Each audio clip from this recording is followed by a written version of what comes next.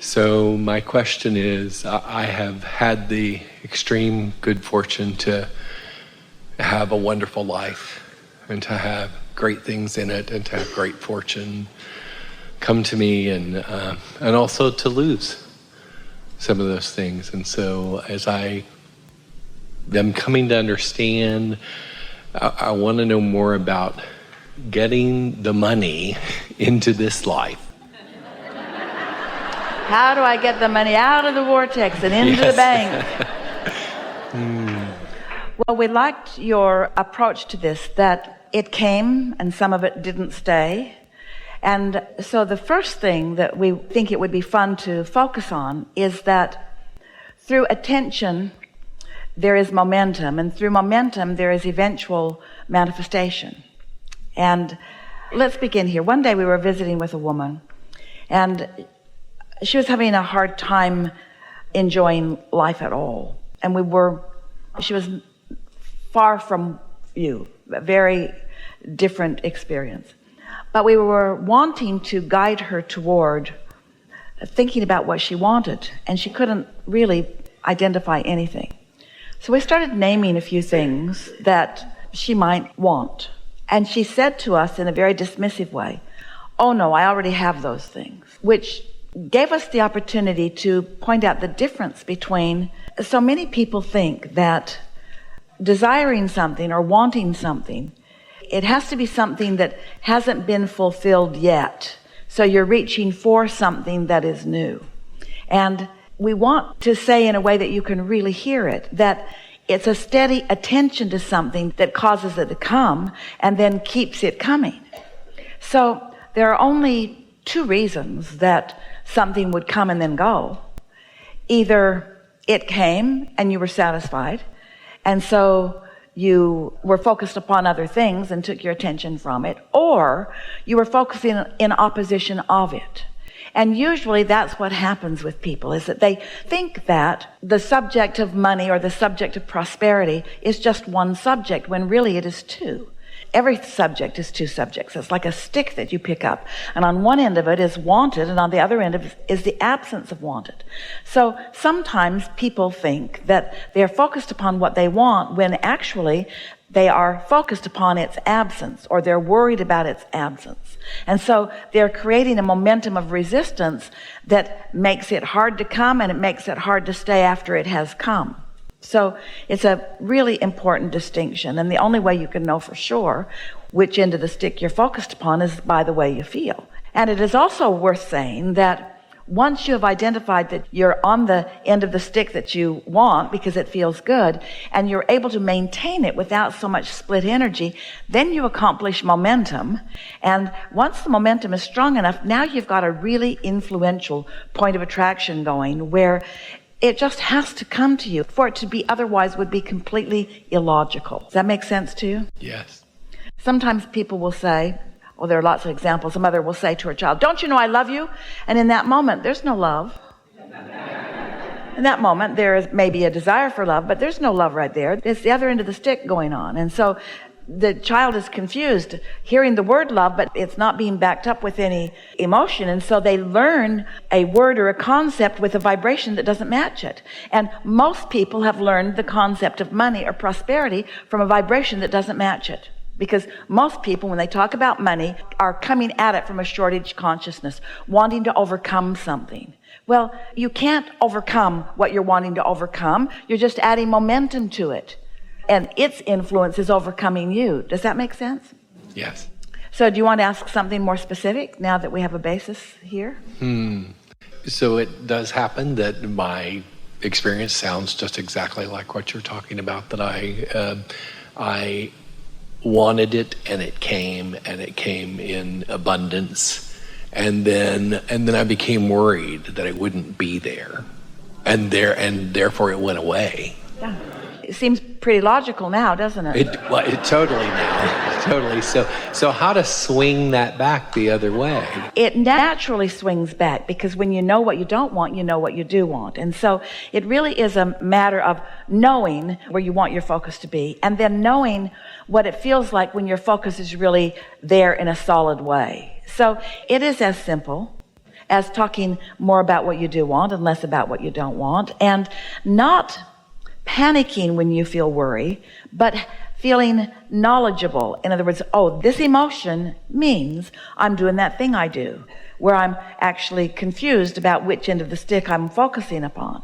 Jerry used to talk about, he was a really good mentor to a lot of people and a sort of financial guidance counselor to people. Esther still gets letters from people that knew Jerry when they were teenagers who are now really thriving from the principles that he helped them to understand so many years ago. And he used to tell the story of how sometimes people who were in a situation where they had had some prosperity, and so they had a home, maybe two, and some cars and a boat, and he went down the list of things, and he described how he would see them. First the boat would go, and then the cable television, and then the things that were less necessary, and then this car. And it bothered him that they almost all seemed like they had to lose all of it before they started bouncing back. And he asked us, it was really a big question that he came to us with right from the beginning. Why is that? Why does it all seem like it has to go before the bounce back takes place? And we explained, because of the dread of more going, from the feeling of guardedness. The first thing going made them know it could happen, and then they stood in guardedness about the rest, and guardedness is that attention to what is not wanted.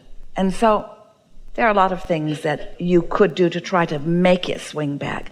But we don't recommend any of them, because we know that your natural life causes you to naturally desire. And that when you've experienced contrast, that the desire is born right out of it, and that your vortex has more prosperity now than it ever has. I'm going to tell you another story, because this is the basis of what we're going to say to you next. And then we're going to give you everything we've got on this, which isn't much and doesn't need to be, because it's simple. A man was talking to us one day in his 60s. He had just lost everything. And he was worried, to say the least. Pressed is a better description. And finding a hard time imagining getting it back. Because in his description to us, he'd spent his whole lifetime getting there.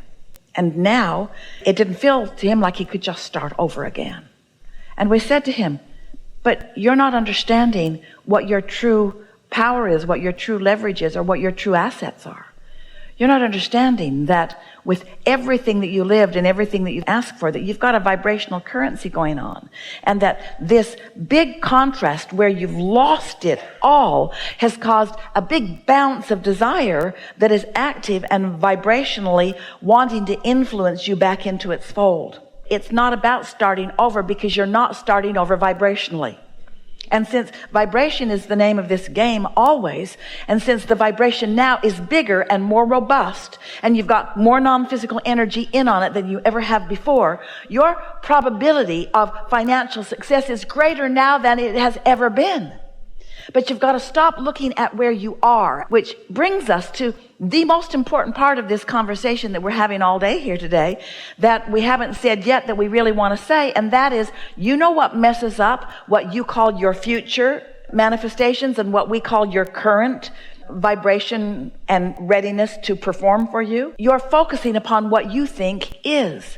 Your attention to what is, as it consumes you and influences your vibration to be about what is, prevents you from allowing what really is to come out of the vortex and into your bank. Does that make sense to you? It does. And it's because you're all mixed up on what's real. You think that reality is this furthest most manifestation, and we say, that's old news.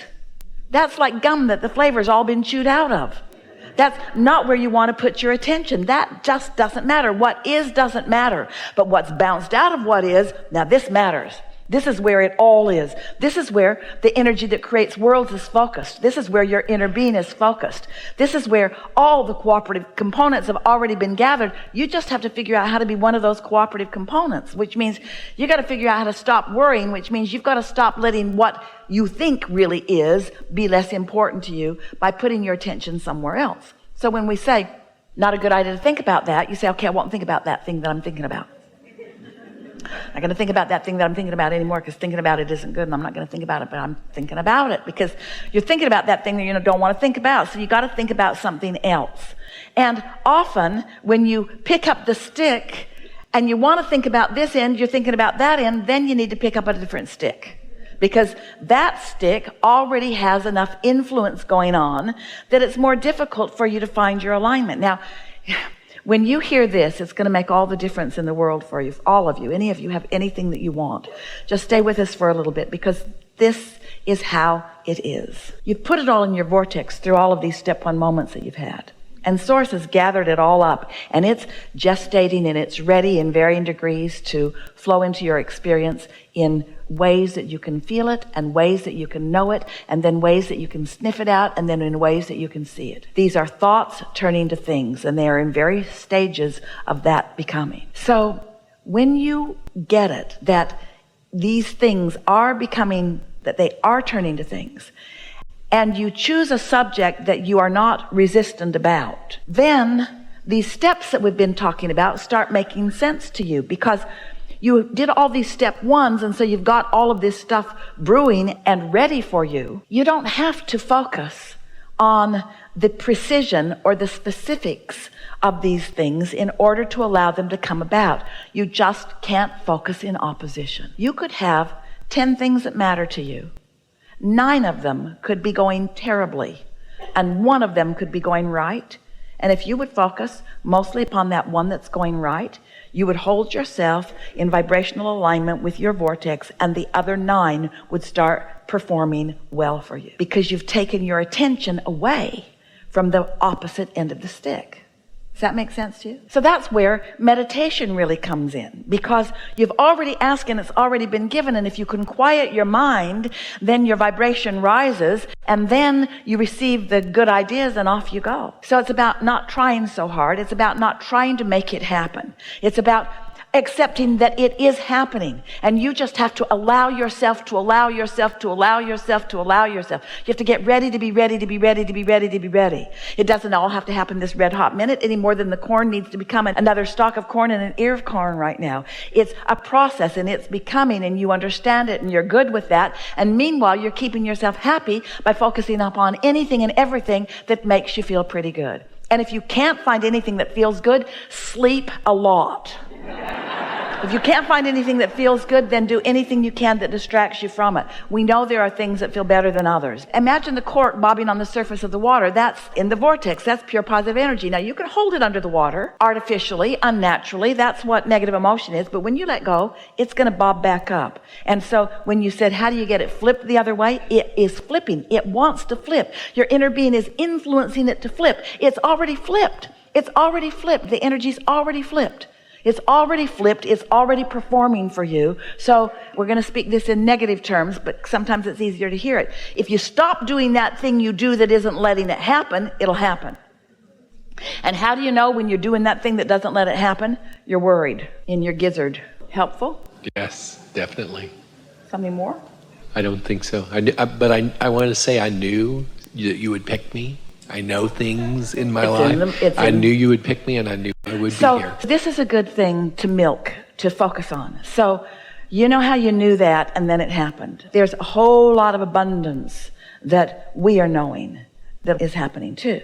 So this is what we meant earlier. When you notice the correlation between how something felt and what manifests, then you know that all things are that way. All things are that way. So how do you think you knew that? Esther didn't send you a note. Somebody somewhere did. You didn't get to pay extra. So how did you know? Something told me. We demand to know. Something. The universe told me. So you think that your vortex has knowledge about things that you have not yet seen. And you apparently have the ability to hear some of it. It's just a matter of more readiness to hear more of it. But on those subjects that you're stubborn, leave them alone. Don't try to hear on the subjects that you're stubborn on. Why? Because you'll convince yourself you're not good at hearing.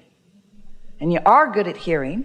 You're just better at some things than others because of the momentum that you've got going on. So listen for the things you can hear and revel in it every time.